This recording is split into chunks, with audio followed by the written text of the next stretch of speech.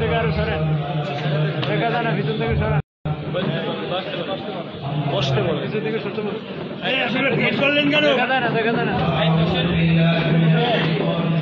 সরান, দেখা যায় না ভিতর থেকে, সব পিছন থেকে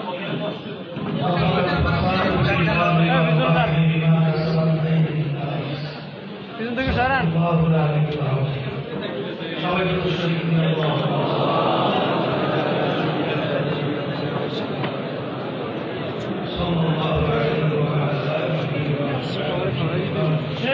বসেন। ইসলামী আন্দোলন বাংলাদেশ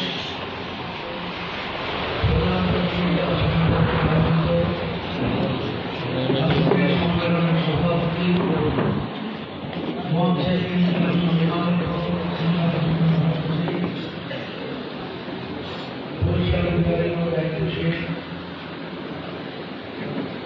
জেলা থানা বিভিন্ন পর্যায়ের দায়িত্বশীল সামনে বিশিষ্ট উপস্থিত রয়েছেন ইসলামী প্রেমী দেশ প্রেমী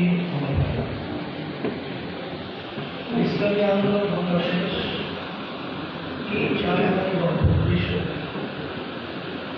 ইতিমধ্যে বিভিন্ন আলোচনার মাধ্যমে আমরা বিষয়টা বুঝতে পেরেছি। আমি আবার একটু স্মরণ করার ইসলামী আন্দোলন বাংলাদেশ এর মূল লক্ষ্য উদ্দেশ্য দুনিয়াতে শান্তি আখেরাতের মুক্তি। রাজনীতি মানুষ কেন করবে? রাজনীতি শব্দের অর্থ রাজনীতি। হাঁসের ভিতরে বড় হাঁসের নাম হলো রাজহাঁস, আর মিটির ভিতরে সবচেয়ে বড় মিটি হলো রাজনীতি। কিন্তু বর্তমানে আমাদের বাংলাদেশের মধ্যে অনেকে যারা রাজনীতি করে এরা আসলে মূলত নীতি রাস্তাটাকে সামনে না রেখে এখন বাস্তবে ৫৩ বছর স্বাধীনতা আমরা দেখছি ত্যাগ নীতি।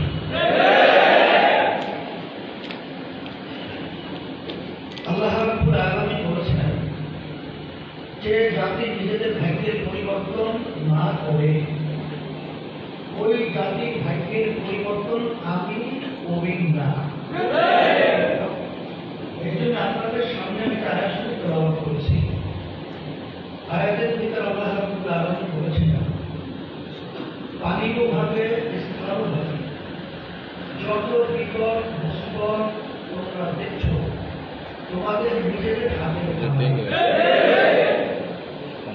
এর পরিবর্তন আমাদের কি করতে হবে? নাহলে আল্লাহ পরিবর্তন করবে না। আমি আপনাদেরকে স্মরণ করার জন্য বলছি বাংলাদেশ স্বাধীনতার ৫৩ বছর শেষ হয়ে ৫৪ বছর হয়েছে, যাদের মাধ্যমে এই বাংলাদেশটা সুন্দর একটা দেশ পরিচালিত হল। এদের মাধ্যমে আমরা কি পেয়েছি? নতুন ভাবে আর আপনাদেরকে স্মরণ না করা প্রয়োজনীয়তা করার প্রয়োজনীয়তা হবে। এদের পরিচালনায় তামাম দুনিয়ার মধ্যে এই ছোট্ট একটা দেশ বাংলাদেশ একবার দুইবার নয় ৫ বার তামাম দুনিয়ার ভিতরে চোরের দিকে ফাঁস হয়েছে। ৫৩ বছর ইতিহাস থেকে আমরা দেখি হাজার হাজার লক্ষ লক্ষ মায়ের কোল সন্তান হারা হয়ে আজকে মা দুটি দুটি সন্তানের বিরহে বেদনায় সর্বক্ষণ কাঁদছে। আজকে আমরা কি দেখি? এই দেশের মধ্যে এই ৫৩ বছরে রাস্তায় নামলে খুব হয়ে বেড়ায়, ঘরে গেলে খুব হয়ে যায়। আমরা ৫৩ বছরে কি দেখেছি? আমাদের কষ্ট অর্জিত সম্পদগুলো সরকারি কামে জমা হয়, তারা ক্ষমতার মসনদে বসে আমাদের উপার্জিত কষ্ট টাকাগুলো বিদেশে পাচার করে বেতন করি। এর পরিবর্তন আমাদের কি করতে হবে? সেজন্য জুলাই ৫ই আগস্টের পরে বাংলাদেশের ভিতরে যে ক্ষেত্র তৈরি হয়েছে, এই ক্ষেত্রটা এখন ইসলামের পক্ষে সর্বদিক থেকে ক্ষেত্র তৈরি হয়েছে। কারণ আমরা বলবো, যারা এই দেশ 53 বছরের স্বাধীনতায় পরে পরিচালনা করেছিল, তাদের শাসন আমরা দেখেছি। আওয়ামী লীগের শাসন, বিএনপি শাসন, জাতীয় পার্টি সহ অন্যান্য আত্মসত্তাচারের সমাজ দেখেছি। কিন্তু এই বাংলাদেশের 93% মুসলমান বসবাস করে। এই দেশের ভিতরে আকাঙ্ক্ষার চাহিদা হল ইসলামের একটি আদর্শ অনুযায়ী চলবে, কিন্তু দুঃখ, কিন্তু ইসলামের একটি আদর্শ অনুযায়ী চলে নাই এবং ইসলামের সম্পদ আমরা কেউ দেখি নাই, ভোগ করতেও পারি। যে ইসলাম কি জিনিস, দুঃখ আপনার মাইচার ঘোরাকে আমরা বলছি কি আসতে পারি, আমি আসতে পারবো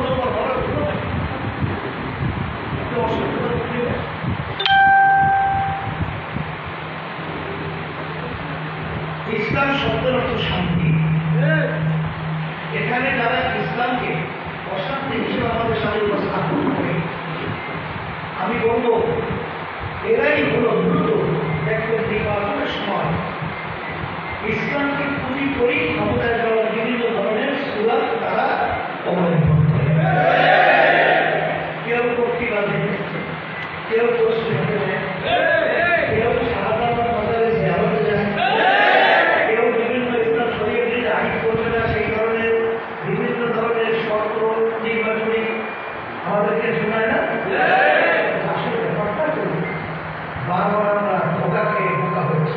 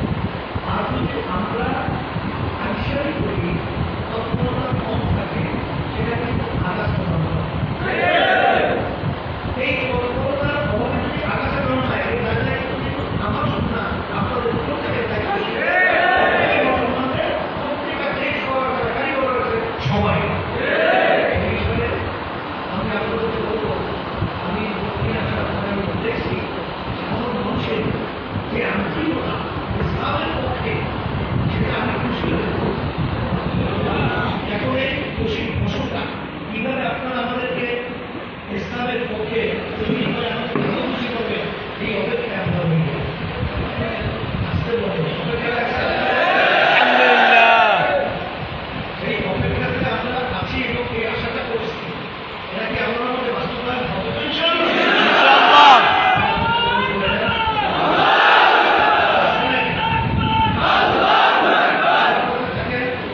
নির্বাচন পদ্ধতি আপনারা জানেন, ৫৩ বছর যে পদ্ধতিতে চলছে, এই পদ্ধতিতে ফ্যাসিস্ট জন্ম হয়, কমি জন্ম হয়, কমি জন্ম হয়, টাকা পাচারকারী জন্ম হয়। এই জন্য তামাম দুনিয়া করে ৯১টা দেশের মতো দেশে কিন্তু পিয়ার পদ্ধতি নির্বাচন হয়েছে।